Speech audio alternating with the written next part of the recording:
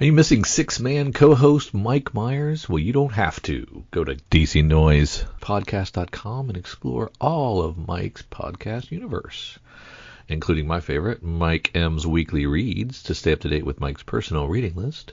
You got Geek Brunch, a bi-weekly celebration of geek culture with Mike and Bill Bomer, where they dish about comics, movies, TVs, and even food sometimes.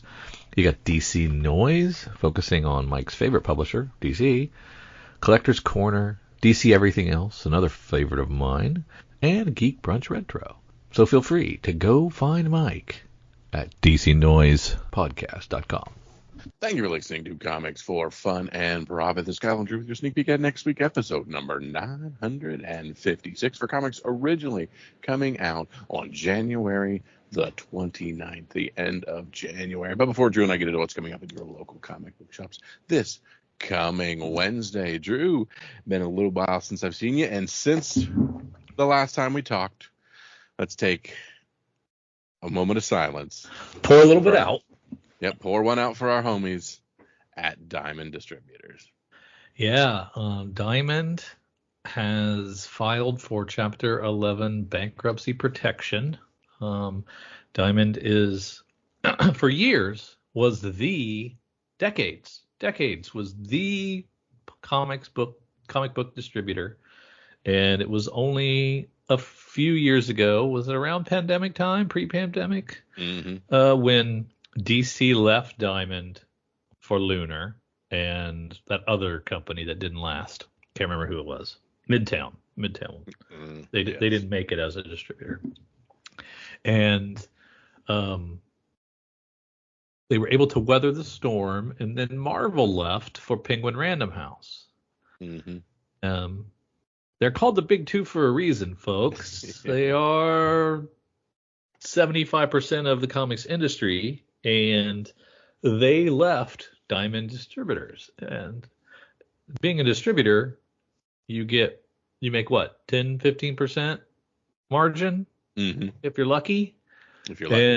And when the pies that you're selling are smaller and smaller and smaller, the handwriting was on the wall. Now, most people thought Diamond was diversified. You know, they had Alliance and they had collectibles and they had all these other spin-off companies under the umbrella, that they'd be fine.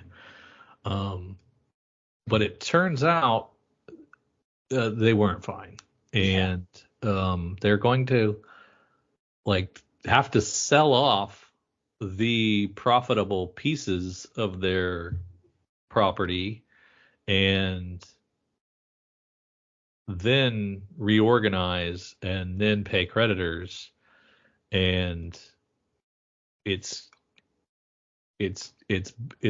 bad for them, but it's also bad for every single small publisher that was left at Diamond, because they don't have a landing spot. Lunar is at above capacity on what they can do as a distributor. What I hear. And Penguin is not going to take on little tiny publishers without any market share. So, and I don't know, if I was an entrepreneur, that I would say, let's get into the comic book distribution business and gobble up all these small publishers, and use them to keep us afloat, with how tenuous profits are in comics. It doesn't seem like a good move. And so these guys are going to have to go digital, Kickstarter, self-publishing. There's going to have to be some kind of, I'm sure some will land at Penguin, and maybe Lunar can scale up and take on some more warehousing or something. But it's bad news for the indie comic. folks. DC's fine, Marvel's fine, Image is fine. And I'm curious whether we'll see things like Image like absorb the Black Masks of the world and the things like that, and make them like a Image. That's an interesting one. That's an interesting thing. You won't be able to get publishing unless you're at least one of the top tier, so you may have to umbrella under some things. And Kirkman could just go ahead and write a check today. Yeah, 100%. And it could be Image Diamond distribution tomorrow. Yeah, that is a great idea. So call him up. Do you have his number? Yeah. I used to have it back in the day. I think he changed it. He may have changed it since that when he was selling 3,000 comics of Battle Pope. Yeah, since he and I were hanging out in Columbus at the old the Wizard Worlds back in the day. Yeah. Yeah, I don't know if he might have that same number anymore. But yeah, it is sad. I mean, it's sad, it's not but like, really. They're villains in like every comic store owner I've talked to. They treat them awful. Yeah. Yeah. Everybody who is a comic shop owner has hated Diamond for decades as well. Doesn't like most of their practices. And another thing that I just thought of is like the point of sale system for a lot of shops was the Diamond point of sale system. Mm-hmm. And, they would front the system, the scanner, the computer, the inventory control, to the accounts to set them up on the inventory control system and ordering and all that stuff. That'll have to be replaced or leveraged or something. I would think, in a lot of these places that were just Diamond reliant. And I don't know much about Chapter 11 reorganization. Maybe you come out of it and you just wipe away some of your credit debts and are able to kind of get a fresh start that way after paying off some of your debts, pennies on the dollar usually, and then can go forward from that with some kind of business plan. But I mean, it's going to be limping and it's going to be injured if it continues at all. Maybe it just breaks their monopoly too, and there's maybe this will be good for the industry. Well, there was no monopoly anymore with Lunar and Penguin. Yeah. 3 different distributors. There was no monopoly anymore. I mean, but yeah, somebody needs to umbrella all the small publishers somehow. And it would be great if they could maintain their autonomy a little bit and nurture their own talent and put out the ideas they want to put out, and then just have distribution partners and not. But if they do get absorbed by Image, then they'll have less. There'll be less from Antarctic Press. There'll be less from Blood Moon. There'll be less from Black Box. Band of Bards. Those smaller, tiny. Where are they going to go, man? What are they going to do? Yeah. And what happens to the stuff that's in the pipeline now? Like, I don't even know. And so that's the real losers in this whole fiasco is the small publisher and the small publisher the indie reader like me, who likes those small publishers. I'm gonna have less to choose from in the short term, or have to go towards Kickstarters. And I really don't want to pay $15 a book to get somebody's Kickstarted comic when I could have got it for $3.99. Yeah. So also I don't take know. these with a grain of salt as we talk about, things coming out Wednesday, because who knows when shops will get these books too. Oh, they'll come out Wednesday, but which Wednesday, right? Yeah.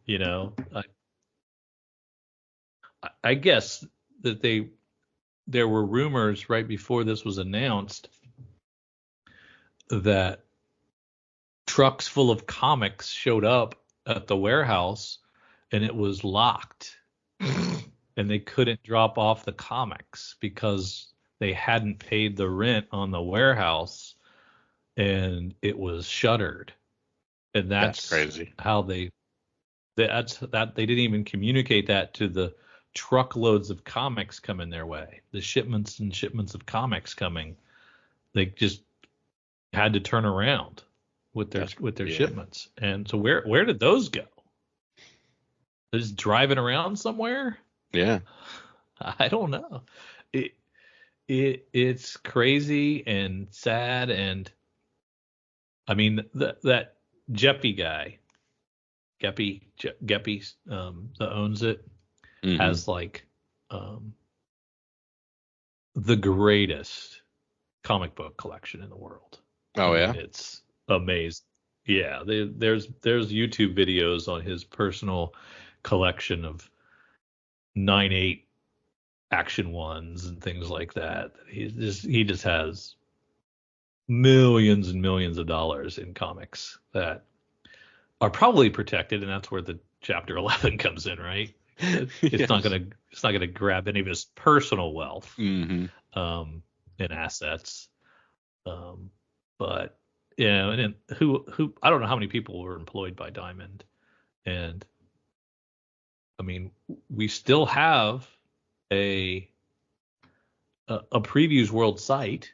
It still has new releases on it. You'll see that later in the show. We have things to talk about on the Previews World Comics that is being solicited to ship next week. So I don't know what all this means. I think it's just too soon. It sounds doom and gloom to me, but maybe it's not that big of a deal. It's just a shuffling of the deck chairs, and it's just moving money around and robbing Peter to pay Paul, and then business as usual. I do not. I guess we don't really know, but it seems dire from the outside. But what doesn't seem dire is some Hot 10. That's right. Let's catch up on what's going on in the secondary market. Sit on to our good friends at comicbookinvest.com. The CBSI Hot 10 list for January the 24th, 2025. Start at number 1 with Fantastic Four. Number 28, Rivals, the Peach Momoko cover. Another week and another Marvel Rivals variant tops the list. We shouldn't be surprised at this point, considering the last few weeks add in Peach Momoko, Galactica, and Jeff the Landshark. That said, over 160 sales so far this week, averaging a solid $20. Highs only reaching about 25, which shows how consistent sales have been and how they started the week at a premium in most places. Lucky are those that found it for cover. So we took a week off, and I had no idea this even existed. Yeah, right? exactly. Surprise. Yeah, no idea. Yeah. We even saw a lot that consisted of 5 copies of this book for $90. So it did not take everyone by surprise. People got it. Yeah. At rank number 2, we have Spawn 356. Honestly, I am surprised it has taken this long for folks to go back to picking up this early Spears Spawn cover. With Spawn 77 possibly on the horizon in this week's Gunslinger release, it seems collectors finally started gravitating to pick this one up. Starting the week at cover price, this quickly surged to $15, over 30 sales, with highs hitting $25 at CGC 9.8 for $60. Yeah, if you want to spend $150 on a monster cover, or you can go back and pay cover price for a Spawn cover by the same dude. Yeah, it's a no-brainer, right? There you go. One of those, hey, I've heard of this guy before. Let's see what he did in the past. Yeah. Exactly. And coming out of the vault of Some Things Never Change, Daredevil 11 is at rank number 3. Overall, a slow week, but that didn't stop this from climbing up a few spots this week. Volumes are up with 30 sales, as our average is now coming up to $85 and highs reaching $120. A CGC 9.8 even sold this week for a whopping $300. Looks like folks are excited to see Muse on the screen. Okay, so these are Muse appearances. Yeah, which we've been talking about in the past. Okay. And here we have a rank 44 Daredevil 14. Speaking of Muse, let's not forget his first cover appearance, as it is a gorgeous Dan Panosian cover. Not a ton of volume, was just over 15 sales, but considering a few sales last week, it was a big increase. Price has also crept up to a $35 average and highs of 60. You also find a decent number of sets selling with issues 11 and 14 together. Those are fetching about $130 to $150.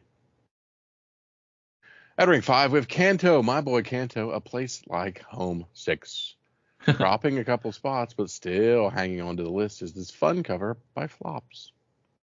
A couple dozen more sold this week. Flops. You and me, Flops. A couple dozen more sold this week, cementing the average now at $35 and hitting highs of 60. Many folks were lucky enough to score this for cover, but good luck to those still in the market, as there is not that many available in the open market. You were an early Kanto adopter. I was. Right from the beginning of the first volume to the second volume, and you've held on, and you've been right. It's got staying power. He's adorable. Yeah. He reminds me of some old video game characters, so I've just been there. At rank 6, we have Pinapocalypse, number 1, the 1 in 25 Sveta Shibina. Speaking of not many available, this book only has one current listing, and they want $150 for this 125 incentive. Doubt many shops order this one in volume, and the market is paying quite the premium for any copies. Only 3 sales this week, but they were for $95, $135, and $150, placing the average sale at $126. We don't typically like putting low volume variants on this list, but these prices and the limited number that are even available made this one hard to ignore. I don't know who distributes. That's bullshit. They put low volume stuff on there all the time. Yeah, no kidding. Yeah, never heard of it. Yeah. At rank 7, we have Crossed Zero. Garth Ennis, Jason Burrows. Yeah, back to some Cross. Back in the spotlight following the initial option news. We now have a director.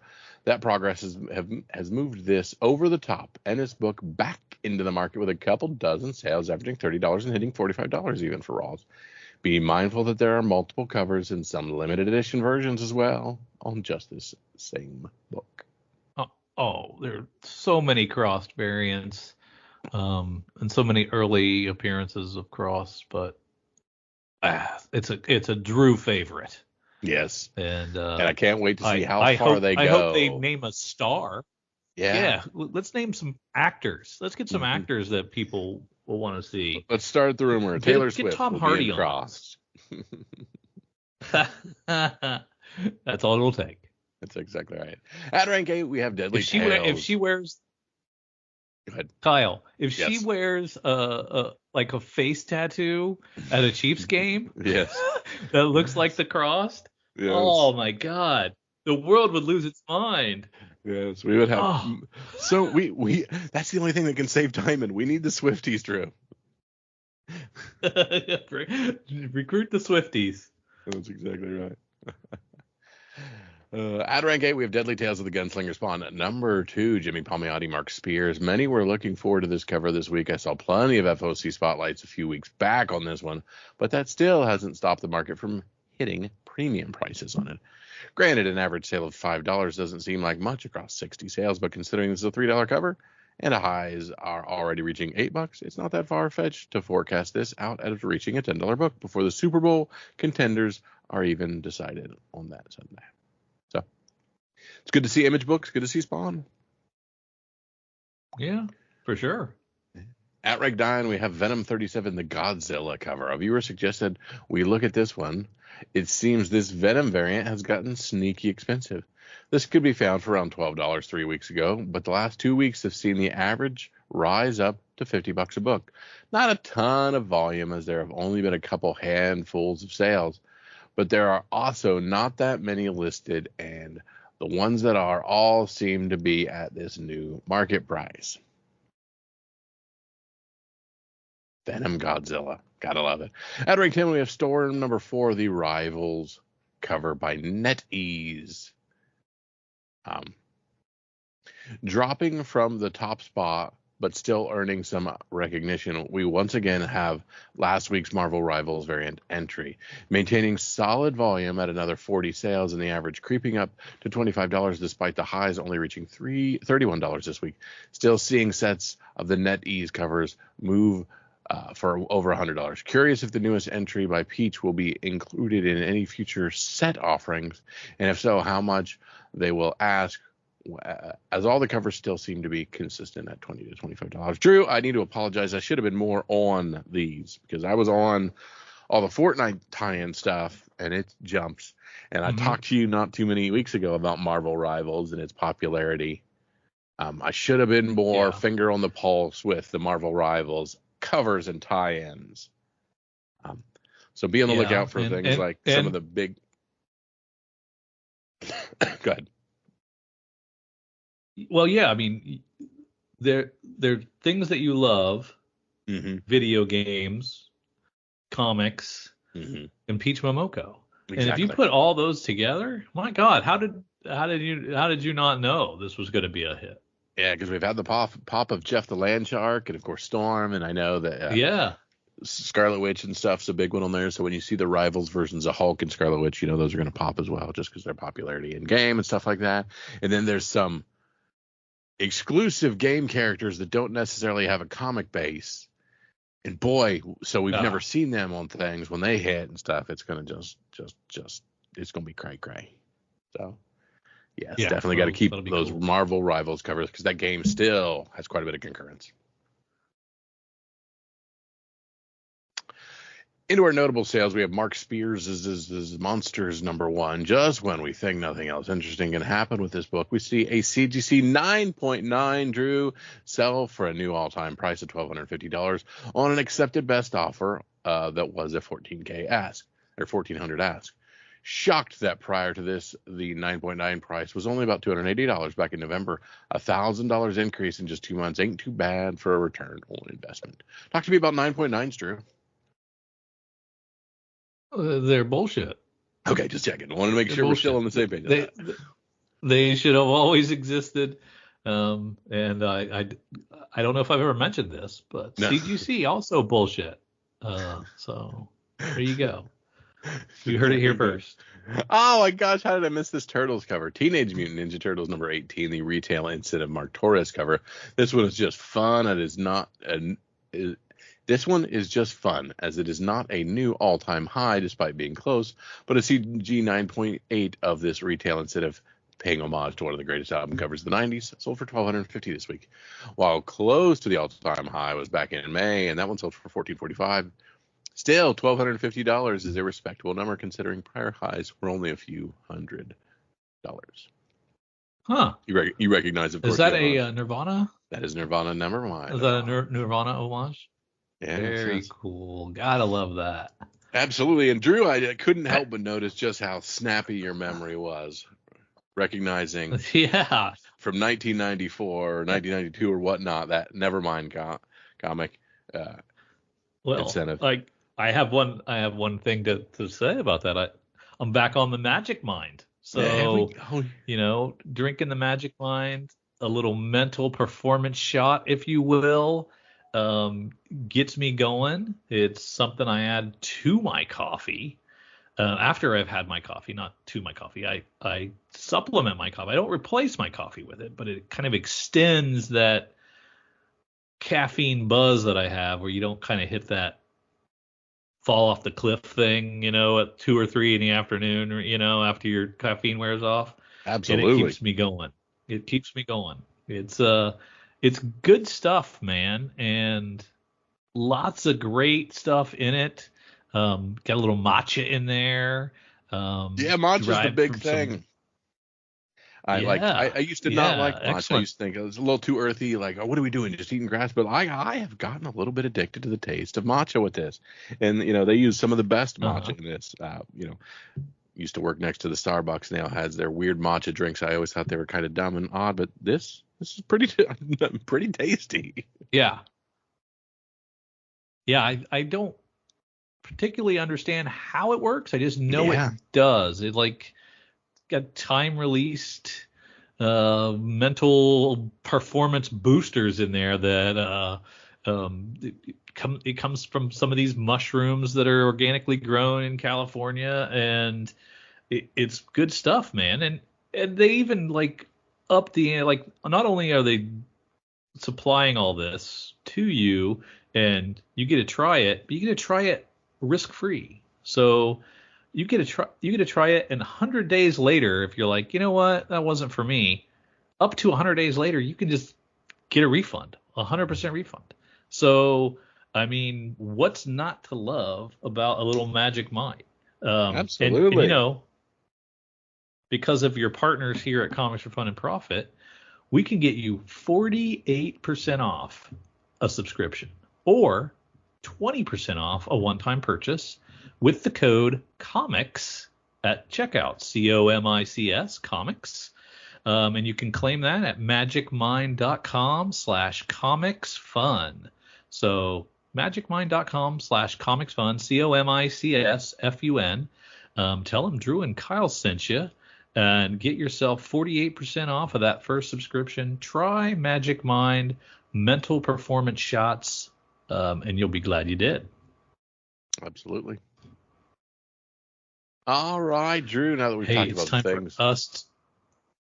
things in the past, let's head on over and see what DC has to offer. We've talked a lot about what's the future bringing, what with distribution and everything. One thing we know that February for April is going to bring some Superman books. So let's start by checking out that DC Connect there. I hate that Superman cover. I really don't like it. Mm-hmm. What do you think about the second page of that cover? Who is doing that? The Harley Quinn Fartacular, yes. I hate even more. I hate everything about that. So they're 0-2. Yep. Right off the bat, they're 0-2. So what are we talking about? The Summer of Superman special #1? Yeah, Jorge Jimenez on that cover you hate so much. Sorry, Jorge. I do not like that cover. That's just your version of Superman, and that's fine. A classic look, but I don't like it. Yeah, written by our boy Dan Slott, Joshua Williamson, and Mark Waid as well on this one. Good writers. Yeah. $6 too. $6 for 48 pages. Yeah. Takes us over to Superman 25, staying on the Superman train, Joshua Williamson, with some Dan Mora, Eddie Burrows, and Eber Ferreira art on that one. A lot of really cool covers, including a nice little decal variant, some Grassetti covers, April Fool. Oh, we got April Fool's variants coming, Drew. Yeah, those are going to be great. So that's going to be, are they going to incorporate Joker into those? Is that the deal? Looks like it, yeah. Yeah, and of course, we're all in, Drew, all in with Action Comics 1085, all in with Absolute Superman #6. That is actually a pretty cool cover. Superman 223, the facsimile from way back in the day, the 15 center. Good old Neil Adams cover. Yeah, it is nice. Yeah, classic. Superman, The Last Days of Lex Luthor 3, that Mark Waid book ending its run there. Did you know that Superman Day was April 18th, Drew? I did not. Is it new? Has it always been around? I was unaware of Superman Day, so this will be a first for me. Yeah, that's where I'm at too. I don't remember that one very well. Okay. Superman, The World. Exclusive Superman Beyond Metropolis. That is a collected edition, it looks like. Bunch of different stuff. Yeah, let's Lee Weeks cover. I can live with that. Yeah. All right, we got something different. We're back into Batman. Batman 159, Jeff Loeb, with art and cover by Jim Lee and Scott Williams. Got a Dell'Otto cover there, a Kubert cover, Tedesco. Good stuff there. Guest starring Nightwing, That Batgirl, Jim Lee and cover Red is Hood. pretty great. Yeah, it's pretty great. Really nice look. Yeah, and that's an interesting interpretation of Red Hood on that cover. I like the Kubert version better, but I'm very curious what the internals will look like for. I like it. Yeah. Oh yeah, I like that a lot. That's really good. Absolute Batman #7, Scott Snyder, Marcos Martin. A beautiful Sinkovich cover on that one too, Drew. Yeah, that's pretty great too. Absolute's been crushing it, man. I love that. I love this book. And we got Absolute Wonder Woman, Absolute Green Lantern. #1 is Absolute Green Lantern jumps off the page. Al Ewing and Johnny Lindsay introduced the Absolute Green Lantern. Absolute Flash with its second issue. Absolute Martian Manhunter #2 as well. Taking from that, we're going back to Batman Superman World's Finest 38 and Justice League Unlimited 6. Of course, these are still all in, Drew, in case you were wondering if we're all in. You and I, we are. Oh, I was quite aware. Yes. You don't want to lose that. Batman Superman World's Finest 2025. Justice League The Atom Project 4. Challengers of the Unknown 5. The Question All Along the Watchtower 6. That's an interesting wet glove cover, Drew. Didn't know I'd ever see one of those. No, that is interesting. That's been pretty good. It's been a pretty good series. I don't mind it. There you go. And I guess it's over, so don't miss the epic finale. Aquaman 44. Wonder Woman 20 from Tom King. A wicked team detective. Team up with Batman. Batman in that.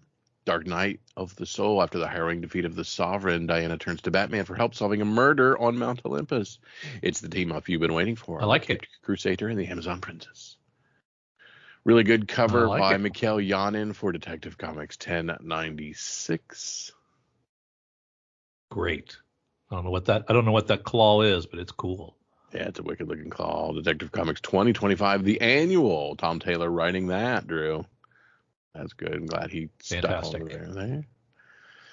Flash 20, Cy Spurrier, Green Arrow 23, Secret 6-2, Green Lantern 22, Green Lantern Core 3.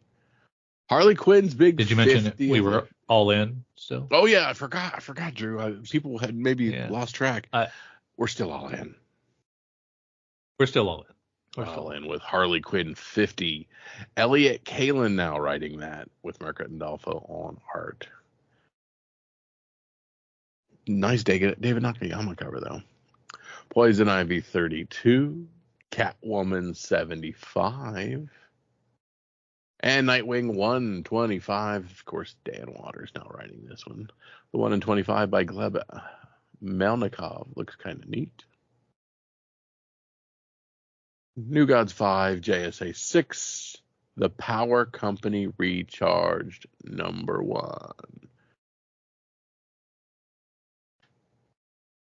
Brian Edward Hill. Batman and Robin 20, Black Canary, Best of the Best 6. The really nice Belen Ortega cover. Batman Dark Patterns 5. We've stopped being all in all after Batman and Robin, Drew. We're taking a little break from all in all, but I think we'll be back. Batman the Long Halloween. Black Canary is not all in. She has done something to somebody because she is no longer all in. She's not. We're all out, I guess. We're all out. We're either all in or all out. There's no middle of the road here. Batman the Long Halloween. Oh, but wait, we're back in. Yes. With Batgirl 6, we've come. Batgirl, we've come back all to in all again. That's right. Where did we go? What the hell is Nobody going knows. on? That's right, but we're back to all in. Oh. Titans 22, which is a cool little Deathstroke back from the dead cover. That's kind of a neat one. I like that one. Birds of Prey 20, all in. Power Girl 20, of course, she's all in. Zatanna's been all in. Wouldn't have thought that. Now we're back out with Peacemaker percentage. Vigilante, Eagly double feature. Fire and Ice When Hell Freezes Over, #1. Very first issue, already all in. I don't know who Fire and Ice I think is. this should have been a little higher in the book. That's what I was just about to say. Like, why Yeah, are we? they were. Yeah, why are we just talking about this now? This was kind of an interesting one. We could have pimped this one a little higher in the book. 35 pages in, it doesn't seem like a good placement. Yeah, and we're spitting out of Absolute Power. Didn't Absolute Power end like 9 months ago? Yeah, wasn't that long, but yeah, it was a while ago. But It was really, 2024 for sure. yeah. But David Nakayama with a really good cover. Jeff DeCall with a really cool cover. So like they're giving good covers and stuff on it. You thought they'd have led a little bit more with it, trying to really jumpstart these guys. Maybe it's terrible, and they know it. Right, this is garbage. Let's hide it. All in Metamorpho, the Elephant Man 5, Two-Face number 4, all in. And now we want to talk about free comic book day, Drew. And of course, yeah, this is an April catalog, isn't it? Yeah. And did you know the free comic book day is all in DC All In Absolute Universe 2025 free comic day special edition. That'll be a good seller. Lots of neat stuff. Free giveaway. Yeah. Yeah. Just for the yucks, we talked about having all of our April Fool's variants there. DC versus one Vampire. Of them by Zoe, my girl Zoe Thorogood. That's nice. Zoe there, yeah. That's the Birds of Prey one. Good stuff. DC versus Vampires World War V number 8 of its 12-issue run. Green Lantern Dark 4 of its 7-issue run. Resurrection Man Quantum Karma number 1. Ram V and Anad RK team up for a brand new epic with Resurrection Man. Okay. Also buried. Same thing. DC Cross Sonic the Hedgehog number 2, with it having the third movie out. You'd think Sonic would have a little more cachet, but I guess not. Batman 614 and 615 continue our Hush saga as it heads through. Oh, facsimiles. More facsimiles. More Fun Comics 73. Brave and the Bold 60. Dang, so that's like 6 facsimiles again. All ages stuff, Teen Titans, man, blah, blah, blah. And we get some collected editions. This is where Kyle signs off and lets me glance through the collected editions for some goodness in there. There are lots of nice collected editions. DC does a great job of collecting their stuff. The DC Finest line, I think, is really cool. They do a good job with that. And there's another Killing Joke. It's got to be the 1,000,000th printing of Killing Joke at this point. Everybody should have a copy of that. But yeah, collecting some great stuff. Some Deceased. Jenny Sparks, man. I didn't realize Tom King.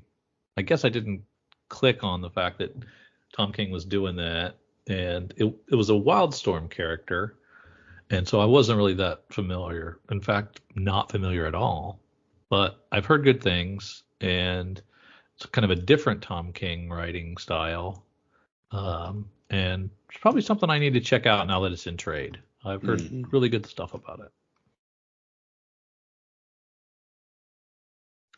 All in all, an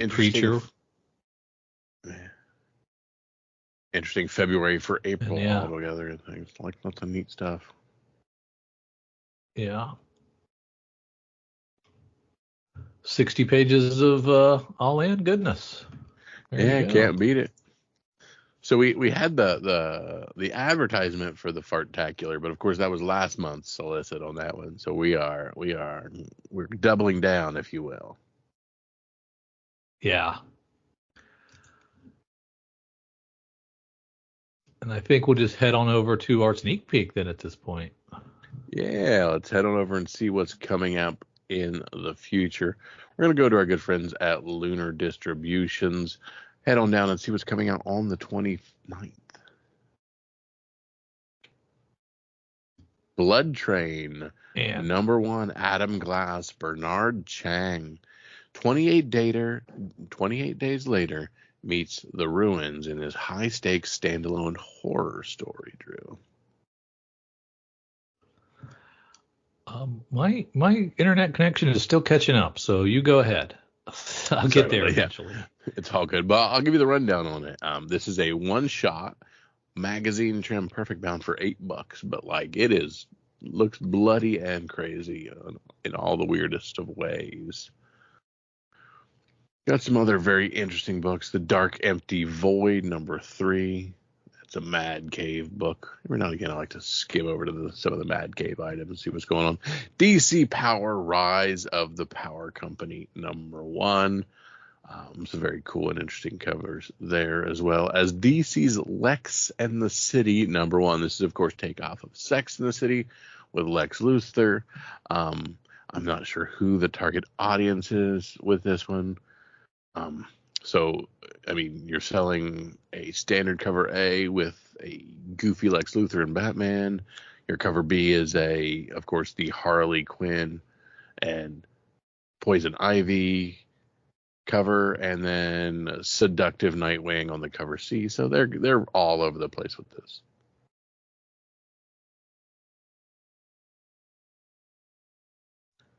Green Lantern 19. Ice Cream Man 43. Fun cover, one-page horror stories. Okay. It's a star-studded, make your draw drop on the floor issue of Ice Cream Man. The challenge, make a comic horror story that's only one page long. And boy, did we find some amazing folks ready to take that one on. Issue 43 will feature one-page horror yarns, all drawn by Morocco and O'Halloran. We've got stories from Grant Morrison, Patton Oswalt, Jeff Johns, Kelly Sue DeConnick, Jeff Lemire, Matt Fraction, Zoe Thorgood, and more. There will also, of course, be plenty of weird one-pagers from W. Maxwell Prince and the team. In case you missed it, we wouldn't want you to miss all of this fun, Drew. So, one-page horror stories. So that's pretty cool. There. I'm on my phone. I'm on my phone and Lunar trying to get there. Just for some reason I'm just grinding on my desktop on Lunar, and I don't know why. But I'm looking at the Ice Cream Man. I'm caught up to the Ice Cream Man, and that's awesome. That is going to be cool. I actually, even though it's not like a big horror guy, like, how do you do a one-pager? Like, I am super interested in that. Oh, yeah. Kill Train, #1. Again, we talked about Mad Cave. This is another Mad Cave item. Last Wardens. There's a Kosher Mafia, the 5th and final issue of Kosher Mafia. That's been fun. Mm-hmm. I like that a lot. So I'm looking forward to seeing how that ends. Merca and Dolpho's Sweet Paprika open for business. Even getting some risque, that cover E. That looked like it should have been a polybag in my mind. Hello. Yeah. Murder Kingdom #3. Keep talking about these weird little kitschy Mad Cave books. They all keep, at least piquing my interest a little bit. Power Lords #1. I can't even see who the publisher on that one is because I can't read postage stamps. That's an odd one.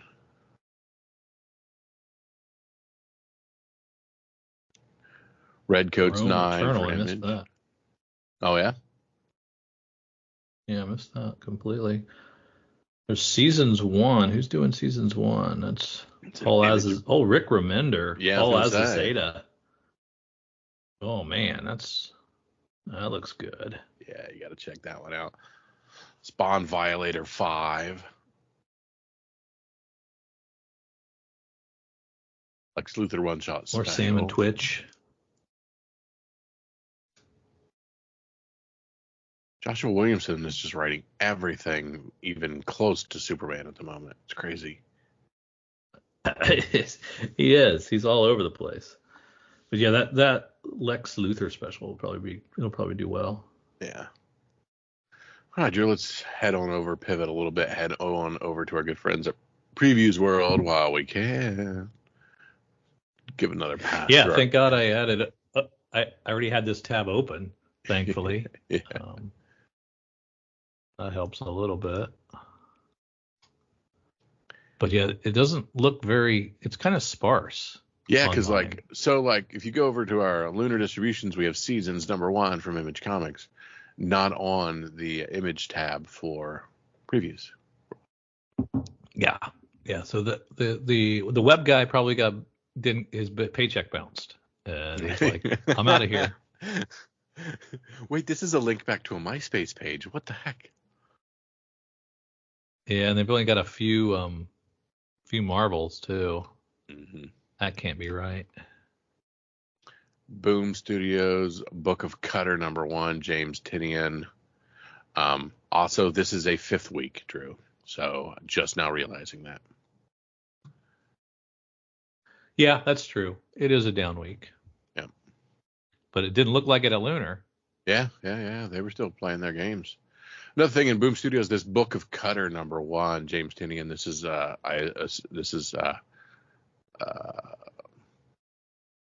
Something is Killing the Children world.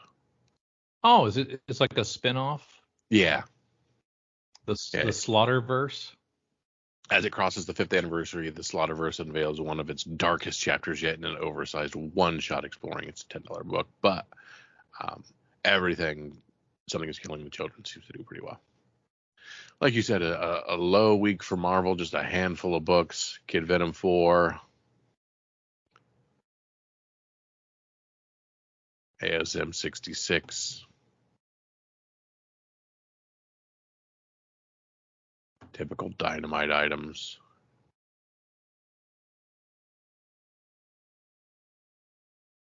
What is Silverhawks? Yeah. It's a shiza load of covers. Ed Brisson. Is that a property that I should know? In the nearby galaxy of Limbo, the deadly mob boss Monstar has escaped from his confinement on Penoplanet 10. But this isn't like a licensed property? This is a new thing? I don't know. I don't know Silverhawks, so I don't either. It could have been like an animated thing that I just missed or something. Yes, it is a 1986 sci-fi cartoon. There you go. Okay. Yeah. I was driving, so I was not paying attention to the cartoons at that time. Looking for the ladies. That's right. Had the fumes, the perfumes, and the gas fumes going on at that point in time.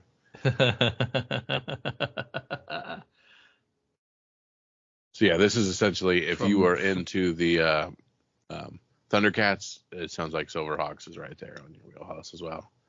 Hence the 900 covers. Good Lord. Yeah. This is going so far as we has a ZZ cover. I legitimately see 40 covers. That's crazy. Yeah.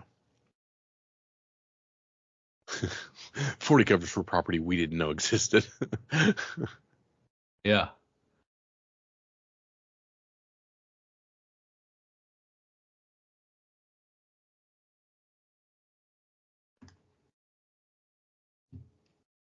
I probably should be running off my phone's hotspot because this is garbage.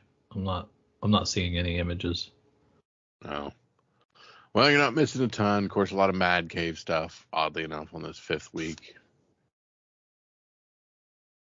Mark Spears' Monsters with its 3rd issue, so we're going to keep a good look at these covers, of course.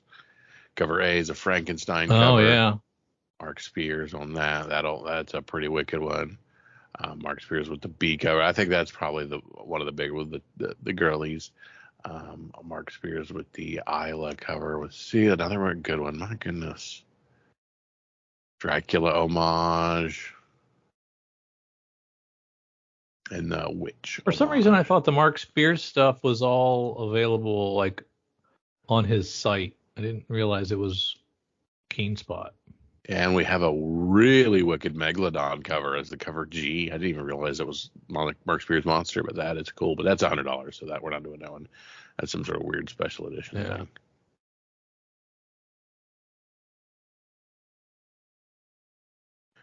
Power Lords #1 from Oni Press.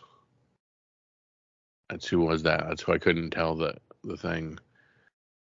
It's the National Verse, but I couldn't tell that was an Oni Press book. Oh. Okay.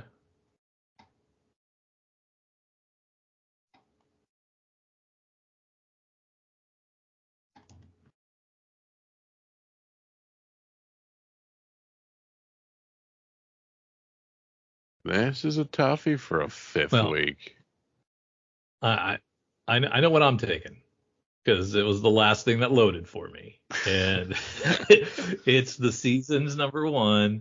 It's Rick Remender and Paul Azazeta. Summer, winter, spring, and autumn are the Seasons sisters, the daughter of the Seasons detective. So give me a little crime, give me some fun hook, and give me Rick Remender writing, and I am in. So Seasons #1 from Image Comics is my pick. Very nice. And I get to pick from the scrap heap here. Yeah, I snaked that one quick. You did, indeed. There were some good Lunar ones, though. I'm doing Ice Cream Man 43. I think there might be something to these one-shot, one-page stories. You know, I haven't seen anything from Matt Fraction or Kelly Sue DeConnick in a while. You know, it's only $4. It's got a really cute cover A. And I always love giving a little pub to Ice Cream Man. So let's go with Ice Cream Man 43 cover A. Yeah, been kicking ass for 5 years, something like that. 4 years. It's been great. So yeah, keep it going. Man, I was not one of these people that said, a book called Ice Cream Man. Obviously, that's going to do great. But still kicking, doing great. Phenomenal work. Yeah. All right, Drew, it's been great to be back with you this evening. You know, we had a little bit of technical difficulties, but it's all good in the world of comics. It looks like the comics industry is having its own technical difficulties, so par for the course. We thank you guys for tagging along with Drew and myself as we venture through our sneak peek at next week and all the other things happening in the world of comics. We thank you so much for Drew. Oh, if you want to find more from Kyle and Drew, head on over to patreon.com, find comics for fun and profit. Drop a couple bucks there. Be part of our Slack channel. Part of our initial release of reviews. Find us ad-free unless we throw a little magic mind in the middle. Then you just got to hear us talk about how much we like it and all that fun stuff. So thank you for joining us. For Drew and myself, see ya. Our LCS is Cowabunga Comics, Lake Country. I forgot to upload best pop culture destination for new comics, back issues. I'm probably gonna want video that games, just in case. I don't know what. Give them a call, 262-569-9999. Check them out online at cowabungacomics.com or follow them on Twitter at Incredicow. They are our LCS, and we utilize their deep discount mail order service to bring Oconomowoc, Wisconsin closer to us. They'll take care of you. Tell them Drew and Kyle sent you. Say hi to Eric and James from us. If you need an LCS, you can't go wrong with Cowabunga Comics.